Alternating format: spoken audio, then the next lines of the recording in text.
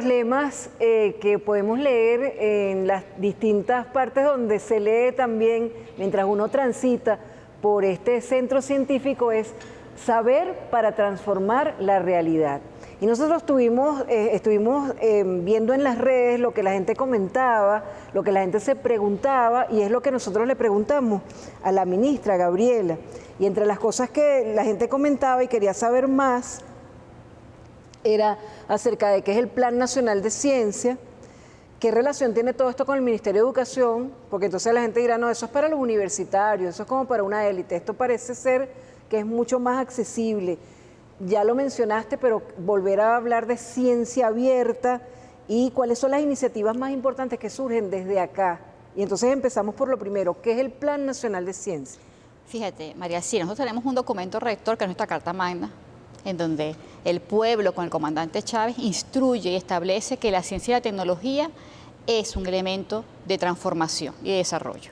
Ya desde allí comienza todo un proceso de apropiación por parte del pueblo de los elementos de la ciencia. Se crea el ministerio y con el ministerio la Ley Orgánica de Ciencia y Tecnología e inmediatamente la Ley de Telecomunicaciones. Tecnología es la información y la comunicación y la investigación científica. Y 16 instituciones y centros de investigación. En menos de 15 años sucede toda una cantidad de transformaciones, creación de institucionalidad, formación de talento y misión ciencia. Entonces ahí va generando las condiciones.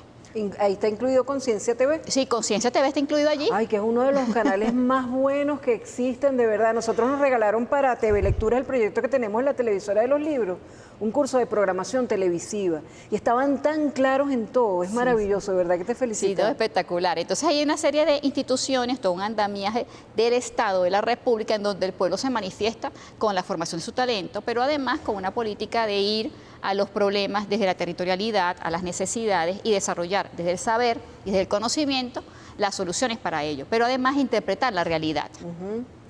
Entonces, ahí toca desconstruir una serie de constructos, transformar alguna serie de paradigmas y parte de la formación de nuestras mujeres en la ciencia es eso. El Plan Nacional de Ciencia entonces viene concatenado con nuestra Constitución, con las instituciones del comandante Chávez, con el Plan de la Patria, pero además los enunciados que el presidente Nicolás a diario nos da sobre la ciencia y la tecnología, la ciencia para los niños, la vocación, que comienza con el programa Semillero Científico, allí está en el Plan Nacional de Ciencia. El primer objetivo de nuestro plan es preservar la reserva de talento, niños, niñas, jóvenes y adultos de Venezuela. ¿Para qué? Para la generación de bienestar desde el conocimiento. Ese es el primer objetivo de nuestro plan de ciencia. Te vas entonces al Plan de la Patria y establece los parques científicos tecnológicos. Allí ocurre la vinculación de la industria con la ciencia, la industria de la ciencia, la industria del conocimiento y los procesos de tecnología que tenemos que promover. Entonces vas concatenando las acciones, los lineamientos y las tareas con la política estatal. Además de esto, ¿qué sucede? Que del semillero científico vamos a las escuelas para que los niños se encuentren con una ciencia didáctica, lúdica y entretenida, esa de la creatividad que se ríe con la inteligencia que nombraba Albert Einstein. ¿Para qué? Para que no sea un accidente, para que no rechacemos las matemáticas, apropiarnos del proceso industrial, descolonizar las formas y los procesos de la producción, pasa porque hagamos un ejercicio de soberanía de las matemáticas, que recientemente hace unos días era el Día Mundial de las Matemáticas. Entonces comenzamos a orientar a estos niños y niñas que hace 24 años, 25 años éramos los jóvenes, con iniciar el proceso revolucionario en la universidad y que nos fuimos formando y hoy tenemos que entregarle el testigo a esa generación que son nativos digitales, en el que las tecnologías de la información y la comunicación están en toda la cotidianidad de su vida, del proceso educativo, de cómo nos relacionamos, cómo sentimos, cómo amamos e inclusive en esos likes que los niños usan y nuestras niñas y jóvenes en las herramientas tecnológicas.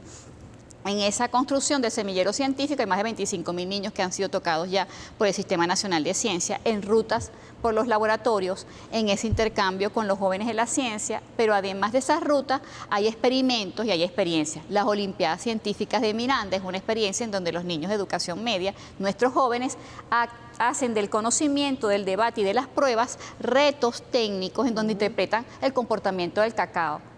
¿Y ¿qué significa el cacao para nosotros? También identidad afrodescendiente, historia, y el cacao como bienestar, como patrimonio de nuestro pueblo, de diversidad agroecológica. Entonces allí comienzas a dejar los compartimientos del conocimiento y de un conocimiento que ha sido elitesco y lo comienzas a tributar y a pasearlo por todo el pueblo. y el pueblo se va haciendo de él, porque además el pueblo es un actor del Sistema Nacional de Ciencia y Tecnología y eso está definido en el Plan Nacional de Ciencia. Luego nos vamos a las universidades, en esa orientación de vocaciones, esos jóvenes y esos niños que están en esta experiencia se incorporan al proceso de la educación universitaria, que a ser los ingenieros, los profesionales, los médicos, los maestros, los psicólogos que la patria necesita. ¿Desde dónde? Desde una práctica del conocimiento.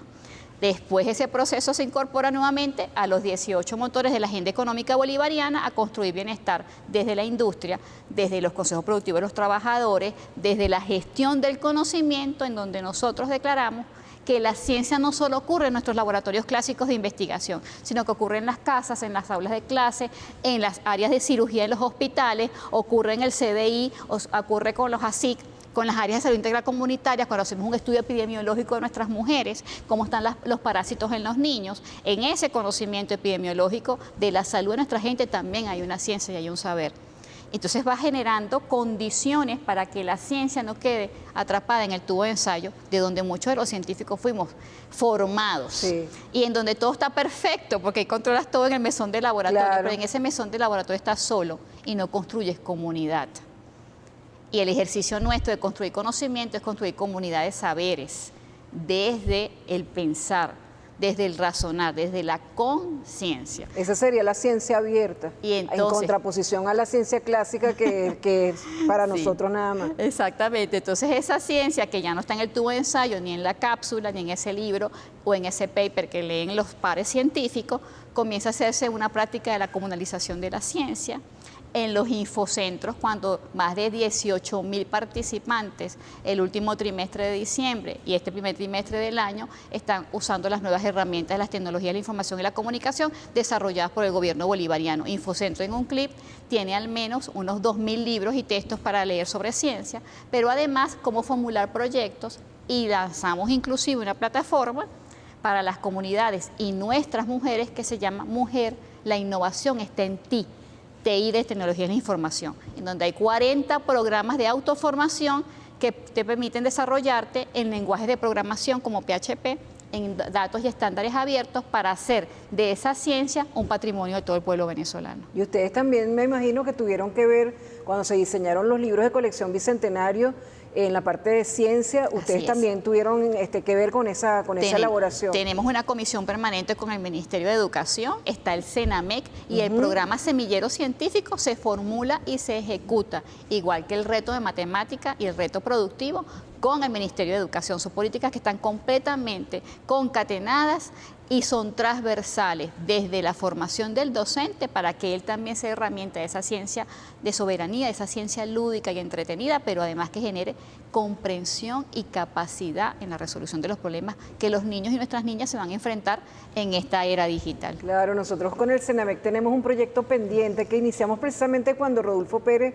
era ministro de Educación y Humberto González era el viceministro, que es el Foro Permanente Educación Crítica, sobre medios de comunicación, y queríamos generar folletos que se fueran actualizando permanentemente para que sirvieran de herramientas de estudio científico de la comunicación para poder hacer lectura comprensiva y analítica de todos los mensajes que vienen en los medios de comunicación. Fíjate cómo ciencia y comunicación también tienen mucho que ver. Y las iniciativas, nosotros vimos en las notas que salieron en prensa muy completas desde acá cuando se inauguró este parque científico-tecnológico, que había muchísimas iniciativas. Decía, oye, pero todo eso se está trabajando desde aquí de Venezuela. ¿Qué resaltas de esas iniciativas?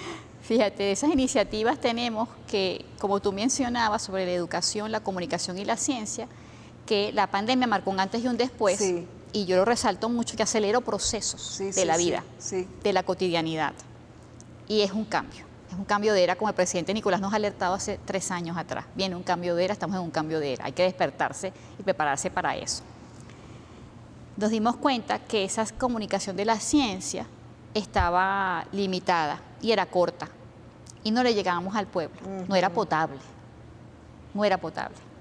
Y nos pensamos en hacer un diplomado en periodismo científico, en donde comunidades científicas, periodistas se encontraran con la ciencia. Tenemos por lo menos unos 200 participantes en este momento. Yo después de estar contigo voy a estar con ellos en una charla sobre ciencia y comunalización. Y encontramos también en esas experiencias que los científicos vienen desarrollando trabajos desde las necesidades del pueblo. Nos encontramos la situación de la producción de cítricos en el país, que está siendo afectada por un patógeno, por una enfermedad que se llama dragón amarillo, y que esto está atentando contra los cítricos y la producción de estas frutas en el mundo. Y es la primera fuente de vitamina C, nuestra naranja, nuestro limón, nuestra parchita, nuestra guayaba, y eso lo come el pueblo y lo comemos nosotros, a mí me encanta la parchita. Entonces, nuestros científicos, con la sensibilidad de la realidad campesina, comenzaron a desarrollar un kit para diagnóstico, que es un koala portátil, en donde la gente puede ir, agarrar su planta de limón, rayar la hojita y determinar si la planta está enferma o no. Porque si la planta está enferma o no, tengo que darle un tratamiento fitosanitario y comunicarme con las autoridades del Ministerio de Agricultura y Tierras para contener la infección. Y luego irnos a plantas sanas a resembrar. Pero todo esto tiene que ver con la soberanía agroalimentaria, fíjate, con la nutrición de nuestros niños, porque si estamos anémicos necesitamos vitamina C, hierro y ácido fólico, pero si nos falta la fuente natural, que son nuestros cítricos, que se siembran maravillosamente bien en Venezuela, en nuestro clima tropical, ¿cómo nosotros atendemos entonces la salud de nuestro pueblo? Entonces todo este proyecto que tiene que ver con soberanía agroalimentaria, con salud, vincula la ciencia como una herramienta en donde sin ser ningún personal técnico especializado, vas con tu koala y vas rayando tus hojitas y el campesino y la campesina se empodera de un método de diagnóstico como una prueba rápida de COVID. Qué bueno. Y así hay otros proyectos que tienen que ver con la producción de biosurfactantes. Estos proyectos están desarrollados por mujeres, María Alcira. El 88% de los proyectos de este parque lo desarrollan mujeres venezolanas menores a 45 años de edad. Y vienen evaluando la situación de la producción petrolera nacional, los derrames petroleros, la contaminación en nuestros espacios acuáticos, marinos y lacustres, y se dieron cuenta que hay una serie de bacterias que viven en estas condiciones. Y como viven y se reproducen allí, tienen tolerancia, porque segregan moléculas que le permiten degradar esos contaminantes. Caracterizaron estas bacterias, clonaron estas sustancias, y hoy tenemos dispensado en pequeños envases el biosurfactante para disminuir el efecto de los derrames petroleros. Y este proyecto tiene implicaciones, igual como el anterior, para toda la región en donde hay derrames petroleros, para toda la región donde hay producción de cítricos. Entonces hay una sensibilidad, una mirada de la región y de la necesidad país y la solución desarrollada desde nosotras y nosotros. Entonces esa concepción de la ciencia deja de ser elitesca y camina por las calles de la patria. Qué maravilla. Vamos a hablar ahora de algo importante. Libros de papel y libros digitales conforman un fondo editorial muy variado, muy accesible, que está escrito desde para exigentes y académicos hasta para el público en general, para que todos podamos llegar a ellos. De eso vamos a hablar en la próxima parte del programa. Hay algo que nos ha inquietado y que es transversal en los más recientes programas de la librería mediática y lo venimos trabajando desde hace años y que hemos tratado también con el vicepresidente de Comunicación, Cultura Comunicación y Cultura, que es Freddy Ñáñez, y Turismo. Y es no dejar que la ciencia, la tecnología nos arrebate el contacto humano, la celebración del encuentro, que veo que ustedes van siempre al encuentro de las comunidades, el encuentro entre los seres humanos, cosa que ya había tratado Sábato en La Resistencia hace más de 20 años y que viene tratando ese filósofo que nos presentó él y que hemos venido estudiando, que es el filósofo coreano-alemán Byung-Chul Han, para que no dejemos que todo esto nos arrebate la humanidad. Ustedes están trabajando en esa dirección y lo celebramos, pero vamos a hacer un corte y hablemos de libros que tienen que ver con ciencia y tecnología en la próxima parte del programa.